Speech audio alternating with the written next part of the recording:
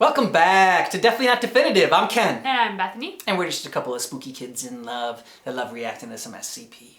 And we're revisiting it because it's been a little while since we've done one. Yes, it has been a little while. So this is one that was recommended to us, and it was The Young Man, Origin of SCP-106 from SCP Animated Tales from the Foundation. As interesting as the video is, like I almost look forward to our post-discussion, like to try to figure out like more about it. What did we just see? Yeah. What conversation it's gonna start. I like the idea of Tales from the Foundation. It makes me think of when I was a kid and we had Tales from the Crypt. Yep. Bravo on the channel title.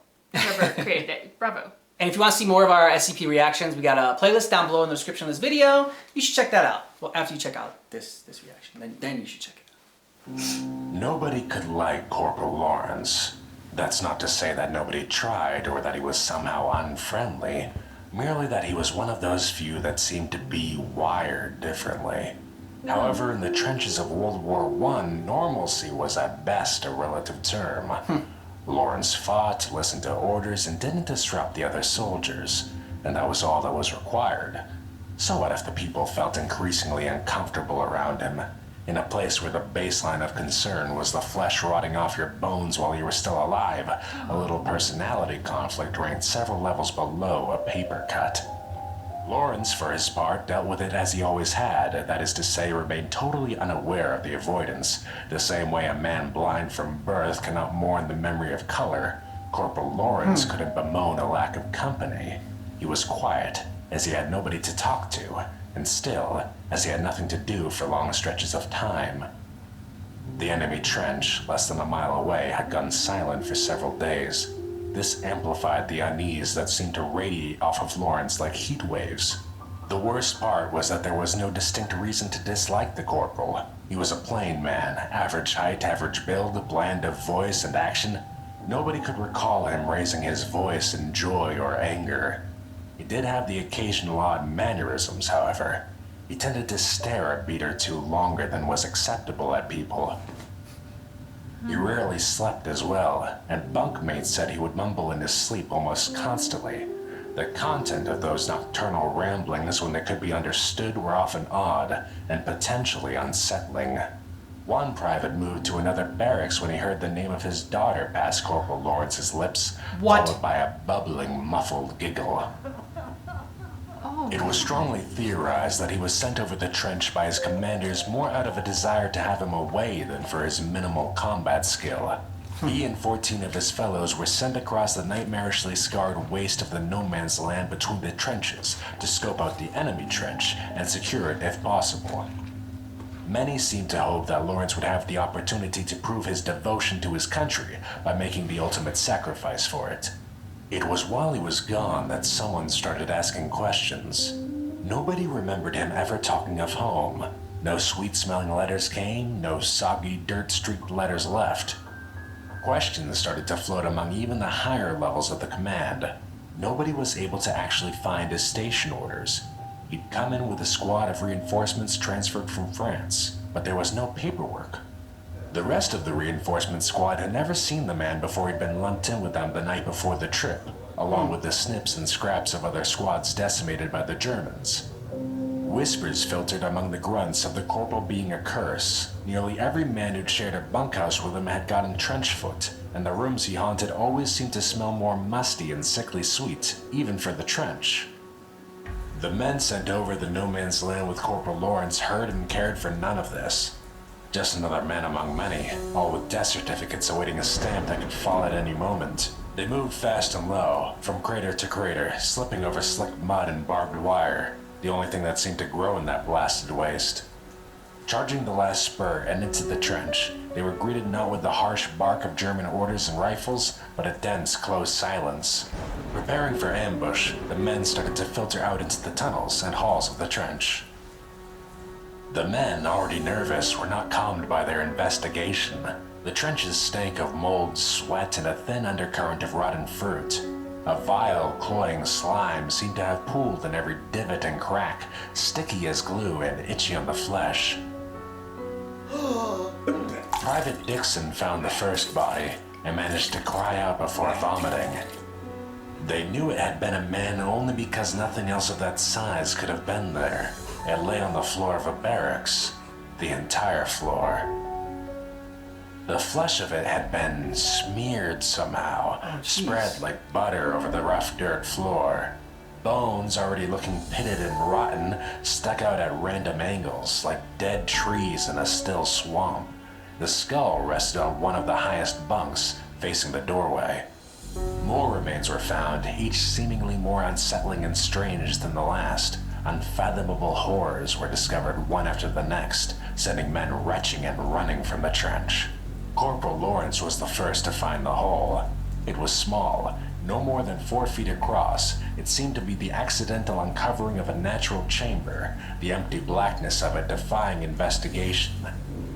Private Dixon, recovered and blessedly numb from his previous ordeals, saw the corporal prod the edge with his boot, then crouch to peer in, then suddenly slide in head first before the private could so much as utter a shout of question. When questioned later, he could provide little illumination as to what happened over the 2 minutes Corporal Lawrence spent in the hole. He could see nothing. The light of a torch seemingly gobbled up a few feet into that dense blackness. There were sounds, the rustle of movement over loose stone or rubble, an odd liquid shifting, a dry rustle that made him think of insect husks. As he shouted for aid, there was a sudden upwelling of a repulsive stench, and his fellow soldiers found him retching helplessly beside the hole when they came around the turn. It was as they rushed to Private Dixon's aid that the hand emerged from the hole. They stopped and raised rifles as one body, roaring for the owner of that pale, trembling hand to identify himself. As they watched, another hand joined the first, followed by the pale, shivering head of Corporal Lawrence. He was streaked and smeared with a tarry black ooze, hacking and coughing thinly as he hauled his body up beside that of the gasping private. As they moved to help the man, the corporal vomited up a heavy stream of the same repulsive slime that coated his body in smears and globs. Shoot him and They run. were hesitant to touch him, finally doing so after the seemingly endless river of grime stopped pouring from him. He was insensible, eyes rolling and wide, body as limp as a boned fish. The men fled the trench with all the speed they could muster. Half dragging the corporal, they ran with no thought of cover or death, only escape. They crossed in record time, falling into their home trench, gasping and shivering. One man, known to have bludgeoned a German to death with a brick, curled on the floor in a sobbing heap. The commanders moved quickly, isolating the men and trying to calm the most lucid for a report. What spilled out would have been immediately dismissed as lies and hallucination were it not for the earnest, pleading stares of those reporting. Command calmed them with explanations of battle fatigue and strange gas weapon tests, and shared silent, focused stares as the cowed men were ushered out. Corporal Lawrence had little to report. Of his time in the hole, he could or would say little. He stated that he had slipped and fallen into what may have been some long-blocked underground pool or perhaps a buried latrine. Of the sounds and smells reported by the private, he had nothing to say, only that he had struggled a short time, then managed to get back out just as the men arrived. Truly, he seemed none the worse for wear. In fact, he seemed in better spirits than many had remembered ever seeing him, He looks crazy. favoring the commanders with a wide, giddy smile as he was dismissed with a warning not to discuss the events. Not one man from that trench survived the Great War, although few died in battle. A wave of sickness took the trench a few days after Private Dixon's death. It seemed to eat the flesh like acid, men waking to find previously healthy flesh eaten down to the bone, oozing and blackened. Ugh. Corporal Lawrence was remanded to a French mental ward, transferred after several complaints from the hospital proper where he was first sent. It seemed his behavior hinted at a growing mental imbalance. The corporal would rant quietly to the other patients, whispers about endless halls, pursuits in the dark, flesh laid out like pages of a book. It was dismissed as war fatigue. He vanished several times from the ward, only to appear several hours later as if nothing had happened. When pressed, he would begin to sing "My Bonnie Lies Over the Sea" in an endless monotone until the doctors left exasperated. A stale, musty foulness seemed to sit in the air wherever he stayed, and incidents of infection and the strange consuming sickness that had beset his home trench seemed to follow him like a cloud. Numerous attempts were made to transfer the man, only to be met with bureaucratic confusion. No records were found of the man, no entry papers, commendations, or incidents, not even a birth certificate. Through it all, he sat for hours on end, cross-legged on his bed, occasionally humming tunelessly or rambling off the names of his wardmates between short, bubbling giggles. Corporal Lawrence and 18 men vanished one November night between a 5-minute nurse rotation at 3 in the morning. The room reeked of rust, oil, mold, and sweet rot. Thick black swaths of crumbling ooze coated the beds and several of the walls, wide patches of it smearing and eating into the floor. Of the men, there was no sign at first. As they searched, one nurse shifted a bed aside only to shriek and nearly trip across one of the sunken, reeking depressions on the floor. In a tight, perfect spiral were what appeared to be hundreds of teeth resting neatly on the floor. After counting, they accounted for the total of all the teeth of every living soul in that ward, but one.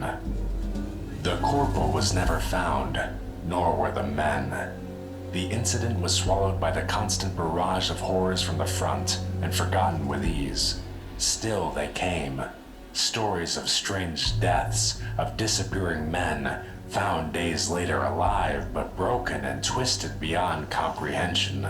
Stories of a strange, dark figure stalking the bomb-riddled towns of Europe.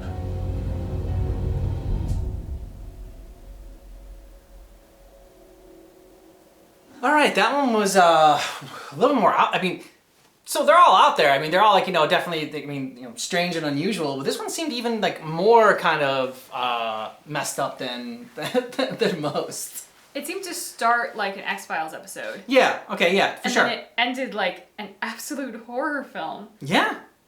And seemingly like, so when we've watched other SCP episodes, they've talked about like the capture of the subject and sort of like where they are now. They're in cell block, whatever. That didn't happen with this guy. So still out there. Theoretically, that's kind of what you're left to think, which is incredibly disturbing. I also just have to applaud, like, it was so descriptive, not just in him and his mannerisms, but what you would see, what you would smell, what you would feel. I mean, they did a really great job with the storytelling just to make me feel so unclean and like... Yeah, and there were certain phrases used, like when they were talking about, when they went to the trench, and they were searching the trench, and they found all those bones, and I can't remember what was spread. It was like spread like butter, and just kind of gave me the chills when they had talked about that. But I'm a little confused on it. So the young man, he starts out in the camp, right? But then he goes, and so was he an SCP like beforehand? Because like no one like knew where he came from. So it was just like, okay, no one knows where this person comes from. So it was Corporal Lawrence, and he was bizarre and odd to start. Yeah. And then he falls into a slime pit. Yeah. And suddenly he's followed by the smell of like sweet rot and death. And that's what I don't get. Like, I mean, so you go to this trench and you see like all these horrible things are happening. You see this like black sludge or whatever that's got traces of it throughout the thing. Someone falls in this dark pit, comes out, they're covered in this black sludge, and you're like, all right, well, let's bring them back. I mean, shoot them and then get out of there. You've never seen the movie 1917. No. I think the fact that they set this in World War I is what makes a very significant key story element. Okay. Obviously, it's a dramatized story, but I think they were trying to and seem to have done a lot of research on World War I to capture the feeling of what that must have been like. In 1917, there are these pits and these trenches, and at one point one of the main characters kind of going through this almost no man's-esque part and like falls into what looks like a giant puddle only to have like bodies and ooze coming up from it. So I think the fact that it's set in World War I is probably what makes this, at least to me, seem plausible in that regard. Also, the fact that the soldiers are such good soldiers, good-hearted soldiers, that despite not particularly liking this guy or having any real connection with him at all, they carry him all the way back.